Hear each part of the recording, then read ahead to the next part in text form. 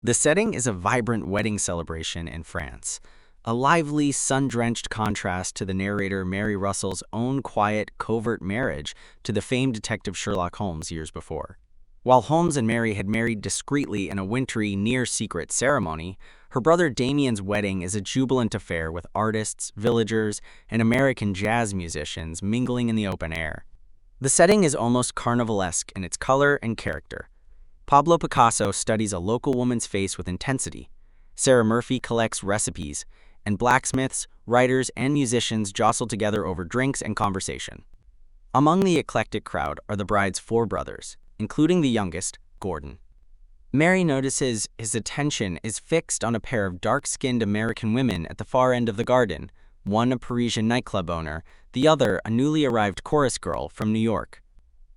Gordon, despite his polite replies, is clearly mesmerized and socially paralyzed. Reading the situation, Mary deftly intervenes. She guides him toward the group and introduces him, creating an opportunity for connection before slipping away to retrieve another drink. Moments later, Mary is joined by Aileen, the bride and Damien's new wife, whose voice now carries a subtle French inflection thanks to her recent time in Paris. Aileen inquires about the dancer, and Mary replies that the girl is newly arrived from New York, working with a revue troupe, and seems both charming and sweet. But any protective concern Aileen might have for her younger brother is unnecessary. Gordon's innocent appeal is no match for the magnetic attention of other men drifting toward the jazz musicians, among them the likes of F. Scott Fitzgerald and Ernest Hemingway. Mary compliments Aileen on her wedding dress, a stunning, unconventional collaboration of silk panels and embroidered vines.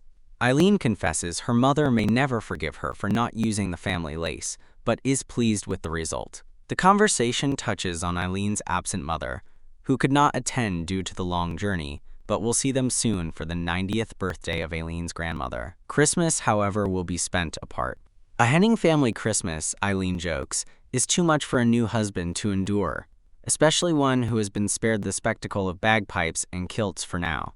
Mary reflects on how Damien, despite growing up with only a father and stepmother, has managed to find family in Eileen's large, lively clan.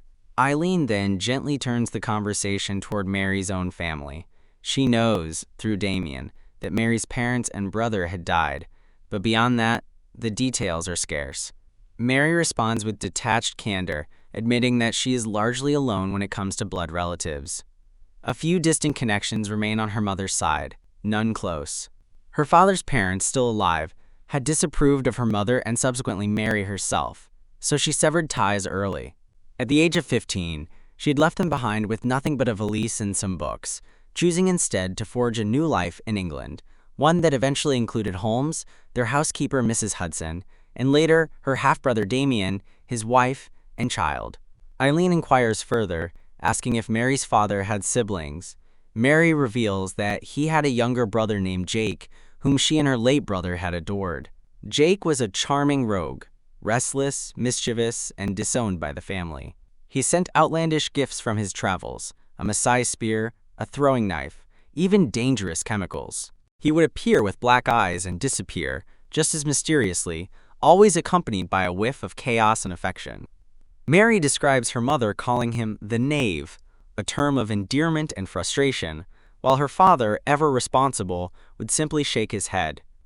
Jake disappeared from Mary's life when she was 11, after a Christmas visit that began with physical bruises and ended with a questionable scheme involving the children. The last she ever heard from him was a letter dated November 10, 1914, soon after her world had shattered with the deaths of her entire immediate family. The letter, bearing playing cards from their shared past, was full of pain and love.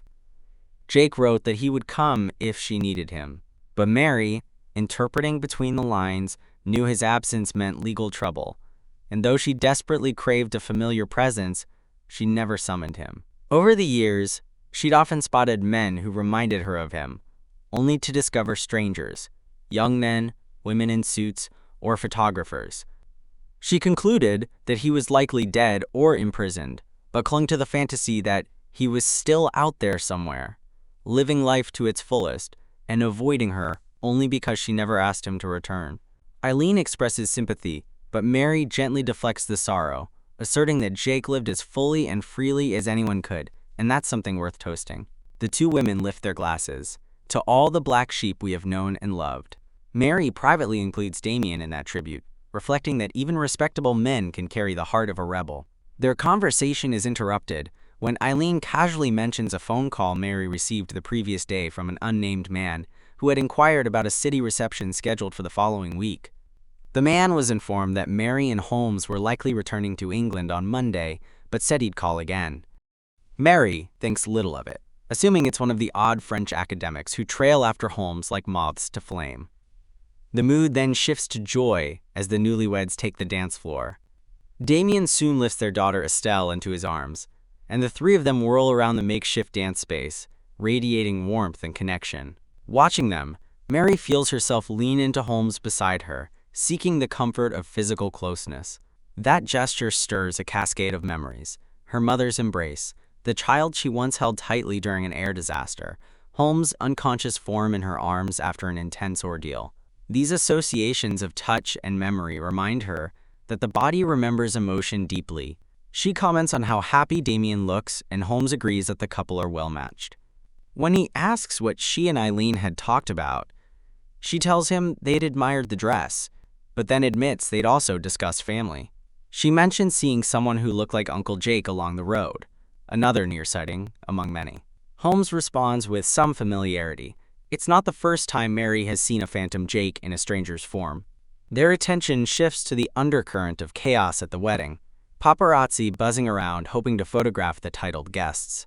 Holmes remarks that the local gendarme is enjoying the challenge of keeping the press corralled, aided by liquor and food from the renowned Madame Leroux.